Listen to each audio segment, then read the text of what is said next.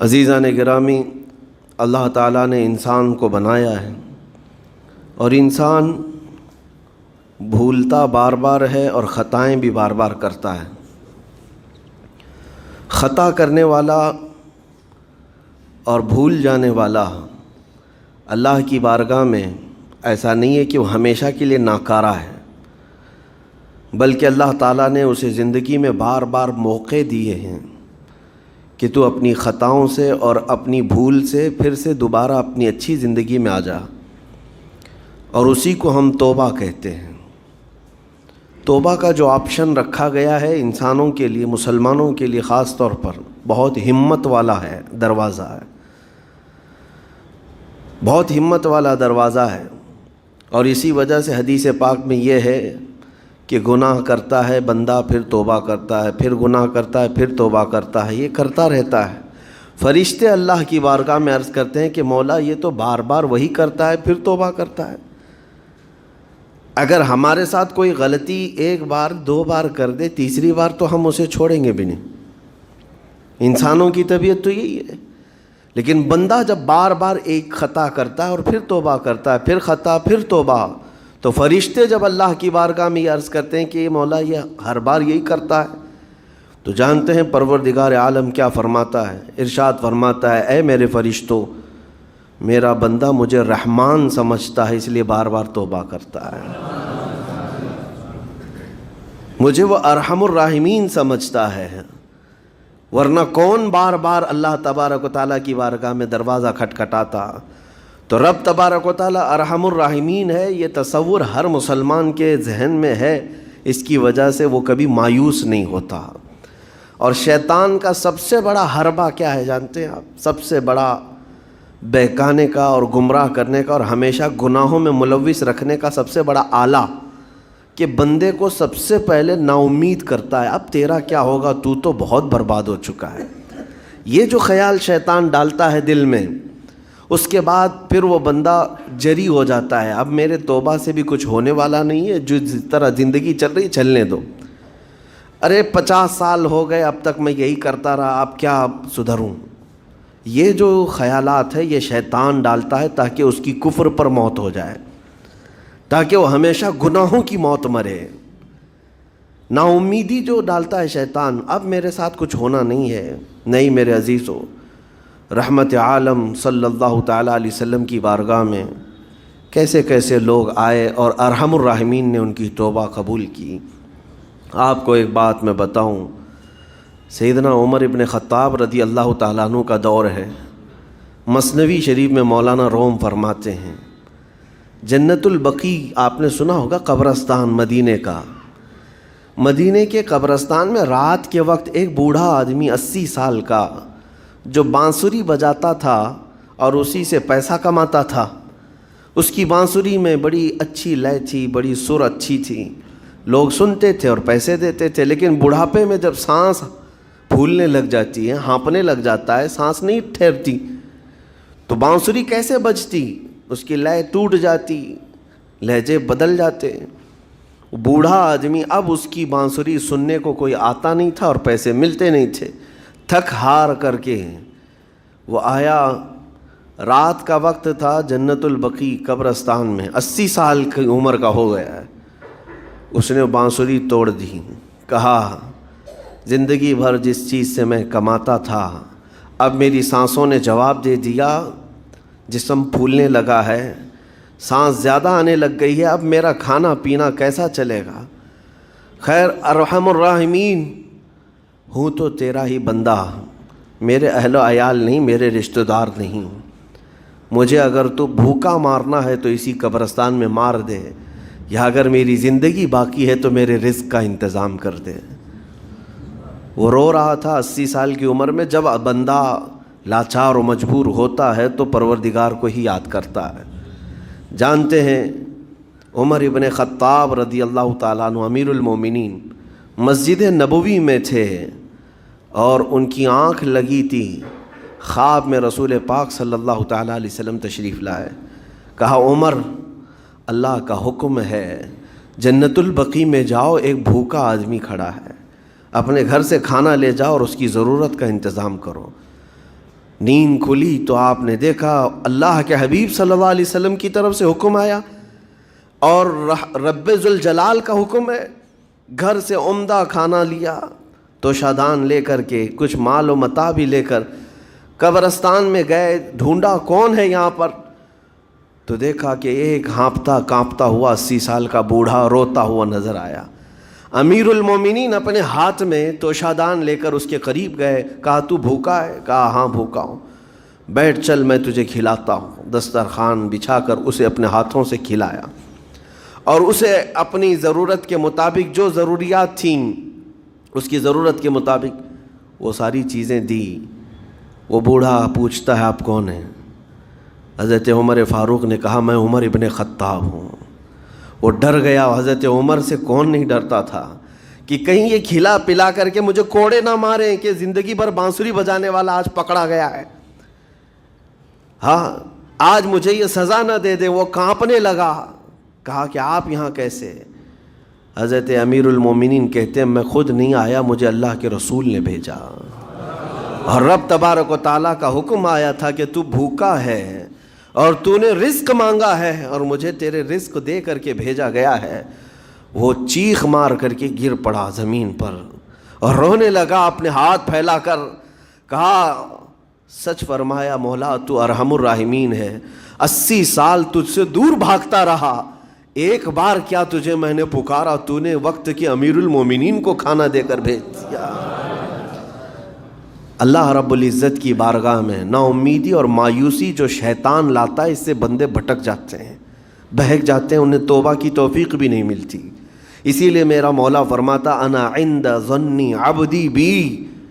رب تعالیٰ فرماتا میرا بندہ میرے بارے میں جیسا گمان کرتا ہے میں اس کے ساتھ ویسا سلوک کرتا ہوں. تم کیا گمان کرتے ہو؟ وہ سخت پکڑ کرے گا, ابھی مار ڈالے گا. وہ غفار ہے, قہار ہے, جبار ہے, لیکن ساتھ میں وہ ستار بھی ہے, وہ رحمان بھی ہے, رحیم بھی ہے. اگر رب تبارک و تعالیٰ ہر چیز پر پکڑ کرتا تو ہمارا تو جینا ہی نہیں تھا. یہاں پر اتنے گناہ ہو چکے. اور وہ رب تعالیٰ فرماتا وسعت رحمتی کل شیء, میری رحمت نے ہر چیز کو گھیر رکھا ہے. اللہ رب العزت بندوں کو معاف کرنے کا اظہار زیادہ فرماتا ہے. اور جانتے ہیں آپ گناہ جب عام ہوتے ہیں, میں آپ کو اپنے گھر کی بات بتا دوں. میرے گھر میں آپ 4 دن کے مہمان بن کر کے آئے ہیں. کبھی میری کھڑکی توڑ رہے ہیں, کبھی دروازہ توڑ رہے ہیں, کبھی ہمارے گھر کے برتن پٹک رہے ہیں, کبھی فرشی اکھاڑ رہے ہیں. کب تک برداشت کروں گا؟ آپ کو نکال کر باہر کر دیں گے. مہمان نہیں, یہ بلا ہو گئی, یہ گھر سارا اجاڑ رہا ہے. ایک چیز پر چھوڑ دیا جائے, 2 چیز پر چھوڑ دیا جائے, یہ انسانوں کی فطرت ہے, انسانوں کی فطرت. لیکن رب کائنات اپنی کائنات میں ہم بندوں کو اتارا ہے, ہم نے کیا نہیں بگاڑا اس اپنے گناہوں سے اس کی زمین کو لال کر دیا. ہاں اس کی نافرمانی سے ہم نے اس کائنات کے رنگ کو بدل دیا. کھلے عام گناہ, ننگا پن, بے حیائی, عیاشی, سب کچھ ہوتا رہا. اس کی کائنات ہے, اس کی زمین ہے, اس کی سلطنت ہے. اور ان گناہوں کی وجہ سے جانتے ہیں آپ سمندر اللہ کی بارگاہ میں عرض کرتا ہے کہ مولا تو مجھے اجازت دے دے, میں ایسی طغیانی لاؤں گا کہ یہ سب ہلاک ہو جائیں گے. ہوائیں اللہ سے اجازت مانگتی ہیں تو مجھے شدت دے دے, میں اتنا تیز اڑاؤں گی کہ ان کے پرخچے اڑ جائیں. لیکن جانتے ہو اللہ کی طرف سے جواب کیا آتا ہے؟ سمندر کو بھی رب تعالیٰ فرماتا ہے, ہواؤں کو بھی کہتا ہے رب تعالیٰ رک جاؤ, میں میرے بندوں کے انتظار میں ہوں, میرے بندوں کی توبہ کے انتظار میں ہوں کہ میرے بندے میرے پاس لوٹ آئیں گے. اسی لیے اللہ کے حبیب صلی اللہ تعالیٰ علیہ وسلم ارشاد فرماتے ہیں اللہ تعالیٰ کو سب سے زیادہ خوشی کس بات کی ہوتی ہے جانتے ہیں؟ رب تعالیٰ اپنے بندوں سے کب خوش ہوتا ہے؟ مثال دے کر کے میرے آقا نے فرمایا, مثال دے کر سمجھایا. صحرا میں, ڈیزرٹ میں ریتیلے میدان ہوتے ہیں, اس کا سفر بڑا ڈینجر ہوتا ہے. آج بھی ڈیزرٹ ہیں بہت سارے, سہارا ڈیزرٹ کا نام سنا ہوگا آپ نے. ہم گئے ہیں 200-250 کلومیٹر تک آپ چلتے رہو گاڑی, نہ ایک درخت نظر آتا ہے, نہ پہاڑ نظر آتا ہے, نہ گھر نظر آتا ہے, کچھ بھی نہیں. اس طرف میدان ریت کا اور آسمان لگا ہوا دکھتا ہے, ادھر بھی آسمان. تنہا ہم اکیلے نظر آتے رہتے ہیں۔ صحرا کا جو سفر ہوتا ہے بہت کٹھن ہوتا ہے۔ نبی پاک صلی اللہ تعالیٰ علیہ وسلم مثال دیتے ہوئے ارشاد فرماتے، ایک بندہ اپنی اونٹنی لے کر، اس پہ ساز و سامان لے کر کھانے پینے کا صحرا کے سفر پر تھا، اور صحرا میں کھانا پانی بہت مقدار میں لی جاتی ہے کیونکہ کچھ ملتا نہیں، اور جلد سے جلد وہاں سے سفر گزار کر کے آنا۔ ایک بار اگر راستہ بھٹک گیا موت ہو جاتی، وہاں پہ راستہ ملے گا نہیں، جس طرف بھی جاؤ تو لگے گا سیدھا ہی چل رہا ہوں، ڈائریکشن ہی نہیں پتہ ہوتے صحرا میں۔ حضور پاک صلی اللہ علیہ وسلم فرماتے ہیں ایک بندہ صحرا کے سفر میں اپنی اونٹنی کے ساتھ ساز و سامان لے کر سفر پر تھا، بیچ راستے میں اسے نیند آئی، سویا، سو کر کے اٹھا تو دیکھا اس کی اونٹنی ساز و سامان کے ساتھ غائب ہے، صحرا میں، بیچ صحرا میں۔ اب جو سواری تھی وہ غائب ہے، کھانا پانی تھا وہ غائب ہے، کچھ نہیں ہے ساتھ میں۔ گھبرا گیا، پریشان ہوا، اپنی اونٹنی کو ڈھونڈتا ڈھونڈتا تھک گیا، کبھی ادھر کبھی ادھر، کبھی ادھر کبھی ادھر، ہر جگہ کہیں کوئی نشان نظر نہ آئے۔ اور جب سواری نہیں ہے تو اب کئی 100 کلومیٹر کا بغیر کھانے پینے کے کیسے سفر کرتا؟ تھک ہار کر کے دوسرا دن ہو کہ تیسرا دن ہو، ایک جگہ وہ بندہ سو گیا، پھر سے سو گیا، اب راستہ بھی نہیں ملتا۔ سویا تو نیند سے اٹھا جب تو دیکھا اس کی اونٹنی بھی موجود ہے، اس کا ساز و سامان بھی ہے۔ یہ مثال ہے، یہ مثال ہے۔ میرے آقا صلی اللہ علیہ وسلم صحابہ سے اب پوچھتے ہیں، اے میرے صحابہ بتاؤ اس بندے کو جو صحرا میں گمشدہ اونٹنی جس کی مل جائے اسے خوشی کتنی ہوگی؟ صحابہ کہتے ہیں یا رسول اللہ اس کی تو جان میں جان آ گئی ہوگی، کیونکہ وہ جانتے تھے صحرا کا سفر کیا ہوتا ہے۔ کہا سب سے زیادہ اسے خوشی ہوگی کہ اس کا کھویا ہوا سامان مل گیا، کھوئی ہوئی سواری مل گئی۔ میرے آقا صلی اللہ علیہ وسلم فرماتے ہیں گمشدہ اونٹنی کے ملنے پر جیسے اس مسافر کو خوشی ہوئی، اس سے کئی زیادہ بڑھ کر کے رب تعالیٰ کو اس وقت خوشی ہوتی ہے جب ایک گنہگار بندہ واپس توبہ کر کے اس کی بارگاہ میں آتا ہے۔ رب تعالیٰ کی بارگاہ میں جب بندہ پلٹ کر کے آتا ہے، رب تعالیٰ فرشتوں پر اس بندے کو دکھا کر رشک کرتا ہے، ارشاد فرماتا ہے میرا بندہ میرے پاس آ گیا، میرا بندہ میرے پاس آ گیا ہے۔ میں نے قرآن پاک کی وہی آیت تلاوت کی ہے جس میں اللہ تعالیٰ فرماتا ہے وَالَّذِينَ إِذَا فَعَلُوا فَاحِشَةً أَوْ ظَلَمُوا أَنفُسَهُمْ ذَكَرُوا اللَّهَ فَاسْتَغْفَرُوا لِذُنُوبِهِمْ۔ یہ چوتھے پارے کی آیت ہے۔ اللہ تعالیٰ فرماتا ہے وہ لوگ جنہوں نے برائی کر لی یا اپنی جان پر ظلم کیا، یعنی گناہ کیا، پھر اللہ کو یاد کر لیا اور توبہ کر لیا، اللہ فرماتا ہے وَمَن يَغْفِرُ الذُّنُوبَ إِلَّا اللَّهُ، تو بتاؤ لوگو اللہ کے علاوہ کون ہے بخشنے والا؟ لیکن شرط رب تعالیٰ یہ فرماتا وَلَمْ يُصِرُّوا عَلَى مَا فَعَلُوا وَهُمْ يَعْلَمُونَ، لیکن ایک بات ہے کہ وہ جس چیز سے توبہ کر کے آ رہے ہیں اس پر پھر مزید اصرار کر کے جمے نہ رہیں، چھوڑ دیں ایک بار، جان بوجھ کر کے پھر اس چیز پر نہ لگے رہیں۔ یہ آیت کب نازل ہوئی تھی میں آپ کو بتاؤں، دو صحابہ تھے، دونوں گہرے دوست تھے، بہت ہی گہرے دوست، مدینے کے رہنے والے۔ اس میں سے ایک صحابی تجارت کے لیے جا رہے تھے اور ان کے گھر بار میں ان کی بیوی تھی بس، اور کچھ نہیں، تو اپنے دوست سے کہا کہ میں جا رہا ہوں، مجھے آنے میں تاخیر ہو سکتی ہے، میرے گھر پر اگر کبھی سودا سلف لانے کی ضرورت پیش آئی تو میری بیوی کو یہ پہنچا دینا ساز و سامان۔ یہ کہہ کر کے وہ تجارت پہ چلے گئے۔ جو دوست صحابی تھے، دیکھیں صحابہ کے بہت سارے کام امت کے لیے درس ہیں، قیامت تک آنے والے مسلمانوں کے لیے وہ مشعل راہ ہیں۔ تو وہ جو دوست صحابی تھے سودا سلف لے کر کے گھر جایا کرتے تھے اپنے دوست کی بیوی کو پہنچانے کے لیے۔ ایک دن ایسا ہوا کہ شیطان نے ورغلایا اور سودا سلف سامان لے کر گھر گئے۔ ان کی خاتون باہر آئی دوست کی، انہوں نے اس خاتون کا صرف ہاتھ پکڑ لیا، ہاتھ پکڑ لیا، اور وہ عورت چونکہ مدینے کی رہنے والی صحابیہ ہیں، اپنا ہاتھ تو چھڑا لیا لیکن وہ چیخ مار کر رونے لگی کہ جس پر میرے شوہر نے سب سے زیادہ اعتماد کیا، تم تو جگری دوست بھائی کی طرح تھے، ہاتھ کیسے بڑھا دیا؟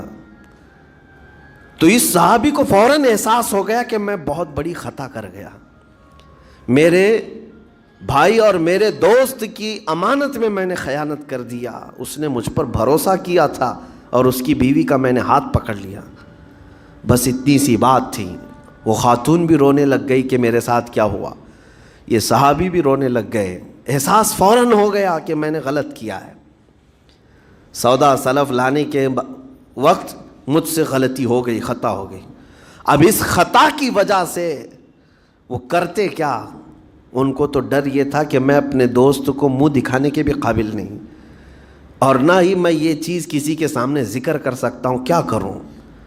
تو مدینہ چھوڑ کر کے چلے گئے پہاڑیوں میں، اور بغیر کھانا پانی سب کچھ بھی نہیں تھا، پہاڑیوں کے بیچوں بیچ رہنے لگے، اور صرف روتے تھے اور گر جاتے تھے، اور کمزوری آ گئی جسم میں، اٹھنے پھرنے کی بھی طاقت نہیں تھی۔ اب وہ دوست ان کے صحابی تجارت سے واپس آئے، گھر میں آتے ہی ان کی خاتون نے بتا دیا کیا معاملہ پیش آیا۔ وہ بہت جلال میں آئے اور کہا کہ میرا دل ٹوٹ گیا، آج میری کمر ٹوٹ گئی، جس کے ساتھ ہم نے پوری زندگی بتائی آج اس نے میری عورت کے ساتھ ایسا کیسے کیا؟ بہرحال انسان ہے، خطا ہوتی ہے، انسان ہے، بھولنا اور خطا کرنا اس کی عادت ہے۔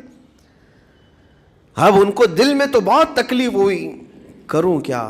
لیکن وہ صحابی تھے، انہوں نے کہا یہ معاملہ سیدھے حضور پاک کی بارگاہ میں رکھتا ہوں۔ کہا کہ میں سزا دوں گا یا پھر جو ہے ان کے لیے جو قرار واقعی چیز ہوگی وہ دلا کر رہوں گا۔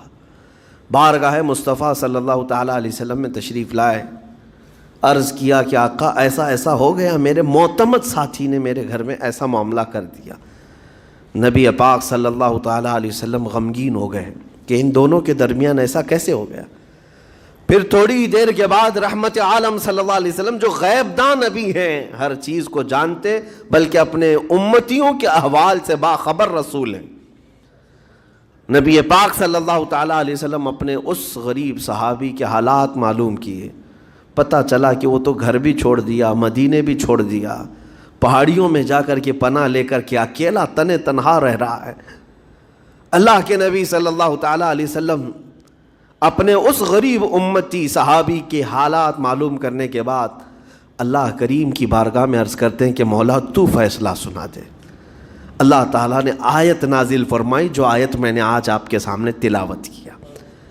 اللہ تعالیٰ فرماتا ہے والذین اذا فعلوا فاحشۃ او ظلموا انفسهم، جن لوگوں نے گناہ کر لیا یا اپنی جان پر ظلم کیا ہے، پھر ذکر اللہ فاستغفروا لذنوبہم، اللہ کو پھر جلدی یاد کر لیا اور توبہ کر لیا، رب تعالیٰ فرماتا ومن یغفر الذنوب الا اللہ، محبوب بتاؤ اللہ کے سوا کون ہے گناہوں کی بخشش کرنے والا؟ اللہ تعالیٰ ان کے گناہوں کو معاف کر دیتا ہے جو فوراً اپنے گناہ کے بعد یاد کر لیتے ہیں کہ مجھ سے خطا ہوئی ہے۔ رسول کریم صلی اللہ تعالیٰ علیہ وسلم نے اس صحابی کو بتایا تیرے بھائی سے بھول ہوئی، خطا ہوئی، لیکن رحمان نے اس کی بخشش کا مصداق قرآن میں سنا دیا کہ وہ باز آ گیا اور توبہ کر رہا ہے، لہٰذا تیرے لیے بھی یہ زیب نہیں دیتا کہ تو اب کوئی انتقام لے، تو اپنے دل سے معاف کر۔ یہ صحابی تھے، اللہ کے نبی صلی اللہ علیہ وسلم کے پروردہ تھے، نفسانیت اور خواہشات کے نہیں۔ یہ فوراً گئے اور اپنے اس جگری دوست کو، اپنے اس بھائی کو ڈھونڈتے ہوئے پہاڑیوں کے بیچوں بیچ جا کر کے دیکھا، ان کی حالت بہت خستہ تھی، کمزور ہو گئے تھے اور روتے روتے اتنا تھک گئے تھے، نہ کھانا ہے نہ پانی ہے، بس یہ کہ ان سے خطا کیا ہوئی تھی، اپنے دوست کی عورت کا ہاتھ پکڑ لیا تھا، بس میرے عزیزو اس سے بڑا نہیں۔ ہاتھ پکڑنے پر ان کو اس قدر احساس تھا کہ مدینہ چھوڑ دیے، لوگ یہاں پورے کے پورے گناہ میں ڈوب جاتے ہیں، زنا میں ڈوبتے ہیں، انہیں احساس تک نہیں۔ یہ صحابی گئے اور جیسے ہی یہ گئے تو وہ ہوش میں آئے اور رونے لگے کہ میرا بھائی آ گیا اور اب شاید یہ انتقام لے گا، بدلہ لے گا، مجھے مار ڈالے گا، کیونکہ میں نے اس کا اعتماد توڑا، اس کا بھروسہ ختم کیا۔ لیکن یہ صحابی گئے اور ان کا ہاتھ پکڑا اور اپنے سینے سے لگایا، کہا کہ تو بھی ابن آدم ہے، میں بھی ابن آدم ہوں، انسان ہے، خطا ہو گئی، لیکن بشارت ہے تجھے کہ اللہ نے قرآن میں محبوب کی بارگاہ میں آیت اتاری، تیری بخشش کا پروانہ اتار دیا۔ وہ اس قدر خوش ہوئے کہ اس صحابی کو تھام لیا اور کہا میں تو مایوس ہو کر پورے گھر بار سب چھوڑ کر کے آیا تھا، لیکن میرا رحمان خدا بندوں کو کبھی چھوڑتا نہیں، کبھی اکیلا ہونے نہیں دیتا، وہ مایوس نہیں کرتا۔ میرے عزیزو، آج ہمارے پاس وقت ہے، جب ٹھوکر کھائیں تو فوراً احساس ہو جائے، جب غلطی ہو جائے۔ غلطیاں کس سے نہیں ہوتی؟ گناہ سب سے ہوتے ہیں، اور اسی لیے میرے آقا صلی اللہ علیہ وسلم ارشاد فرماتے ان بنی آدم خطاؤون وخیر الخطائین التوابون۔ آدم کی ساری اولاد خطا کرتی ہے، یعنی آدمی سب خطا کرتے ہیں، لیکن بہترین خطا کرنے والا وہ ہے جو خطا کرتے ہی توبہ کر لیتا ہے، توبہ کر لیتا ہے۔ کوئی رات تمہاری ایسی نہ ہو کہ بغیر توبہ کے سو جاؤ، کوئی صبح ایسی نہ ہو آپ کی جو اللہ تعالیٰ کی بارگاہ میں استغفار کر کے نہ شروع کرو۔ ہر دن توبہ کرو، ہر دن اللہ کریم کی بارگاہ میں استغفار کرو۔ اور قرآن کی ایک آیت میں آپ کو یہ بھی بتا دوں، 9ویں پارے سورہ انفال کی آیت ہے، اللہ تعالیٰ فرماتا ہے وَمَا كَانَ اللَّهُ لِيُعَذِّبَهُمْ وَأَنْتَ فِيهِمْ وَمَا كَانَ اللَّهُ مُعَذِّبَهُمْ وَهُمْ يَسْتَغْفِرُونَ۔ اللہ فرماتا ہے اس امت پر اللہ عذاب ویسا نازل نہیں کرے گا جیسے پہلی امتوں پر آتا تھا۔ اس کی وجہ یہ ہے، پہلی وجہ یہ ہے کہ ان کے بیچ میں میرا محبوب آرام کر رہا ہے، رسول پاک صلی اللہ علیہ وسلم۔ دوسری ایک وجہ رب تعالیٰ فرماتا ہے وَمَا كَانَ اللَّهُ مُعَذِّبَهُمْ وَهُمْ يَسْتَغْفِرُونَ۔ جب تک لوگ اللہ کی بارگاہ میں استغفار کرتے رہیں گے، استغفر اللہ ربی من کل ذنب واتوب الیہ، جب تک استغفار کرتے رہیں گے، اللہ فرماتا ہے اس قوم پر اللہ عذاب نہیں نازل کرتا۔ جب بندے چھوڑ دیتے ہیں، ارے جو کیا سب صحیح کر رہا ہوں، میرا کیا ہے، توبہ کرنا بھول گیا، استغفار کرنا بھول گیا، ان بندوں پر اللہ کا عذاب آتا ہے، اس قوم پر عذاب آتا ہے۔ اسی لیے میں کہتا ہوں میرے عزیزو، خطائیں سب سے ہیں، ہمارے دامن کے اندر کیا کیا ہے وہ ہمیں معلوم ہے، ہمارے پروردگار کو۔ بہت سارے راز ایسے ہیں جو اس نے چھپا رکھا ہے، بندوں کے اوپر پردہ ڈال رکھا ہے، اتنی باتیں کہ اگر وہ پردہ اٹھا دے تو لوگ رشتہ داروں کے سامنے بیٹھنے کے بھی قابل نہیں رہیں، ماں باپ دیکھ کر گھبرا جائیں گے اور اپنے گھر سے دور کر دیں، یا اگر باپ کی غلطیاں بیٹے کو پتہ چل جائے تو زندگی بھر اس کو باپ نہیں تسلیم کرے گا، وہ باپ نہیں مانے گا کہ اس کی اتنی بڑی بڑی خطائیں۔ لیکن وہ رحمان ہے، باپ کی عیب بیٹے سے چھپا رکھا ہے، بیٹے کے عیب ماں سے چھپا کر رکھا ہے۔ وہ پروردگار عالم نے پردہ رکھا ہے ہر ایک پر، لیکن اس کے باوجود بندوں کو یہ چاہیے کہ اس کی بارگاہ میں اکڑ دکھانے کی بجائے، غرور و گھمنڈ دکھانے کی بجائے، عاجزی کے ساتھ اسے رحمان تسلیم کر کے عرض کرتے رہے مولا میں خطا کار ہوں اور تو ستار و غفار ہے، بخش دے مولا تیرا نام غفار ہے، بخش دے مولا تیرا نام غفار ہے۔ اسی لیے میں عرض کرتا ہوں میرے عزیزو، رب تبارک و تعالی ارحم الراحمین ہے، لیکن کچھ بندوں کو آج ایسا لگتا ہے کہ اب ہم جس زندگی میں جیسے چل رہے ہیں، اب تک ہمارے ساتھ کچھ ہوا نہیں، اس کا مطلب ہے کہ ہم صحیح کر رہے ہیں، جو کر رہے ہیں ہم صحیح کر رہے ہیں۔ اس نے ڈھیل دے رکھی ہے، اس کا مطلب یہ نہیں کہ جو کر رہے ہیں صحیح کر رہے ہیں۔ کسی دن وہ گرفت کرنے پر آئے اور سب کے سامنے عیوب تمہارے برائیاں وہ آشکار کر دے، کھول دے، تو یہ سب سے بڑا عذاب ہے، دنیا میں بھی سب سے بڑا عذاب ہے۔ بہرحال آج وقت ہے، اللہ تعالیٰ نے عقل سلیم عطا کیا ہے، اور میں آپ کو بتاؤں کہ اللہ تبارک و تعالیٰ ان بندوں کو پسند کرتا ہے جو اس کی بارگاہ میں گڑ گڑاتے ہیں۔ آپ نے دنیا میں دیکھا ہے، کسی کے پاس آپ مانگنے کے لیے جائیں، 1000 روپے مانگ کے دکھائیں، آج وہ دے دے گا، کل پھر 1000 روپے مانگے اس سے، ہو سکتا ہے دے دے گا، پرسوں پھر مانگو، دیکھو پھر اس کا چہرہ بگڑتا ہے کہ نہیں۔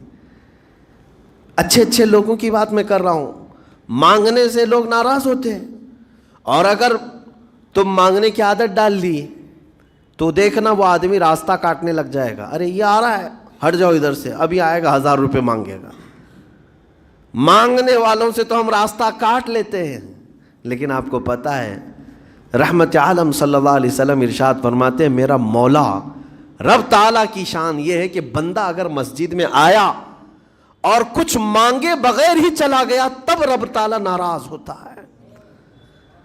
دنیا مانگنے پہ ناراض ہوتی ہے اور وہ نہ مانگنے پہ ناراض ہوتا ہے، اور ارشاد فرماتا ہے یہ بندہ آج مجھ سے کچھ نہیں مانگا، دیکھو فرشتوں اس کو میری حاجت نہیں رہ گئی، اس کو میری حاجت نہیں رہ گئی، یہ بغیر مانگے چلا گیا۔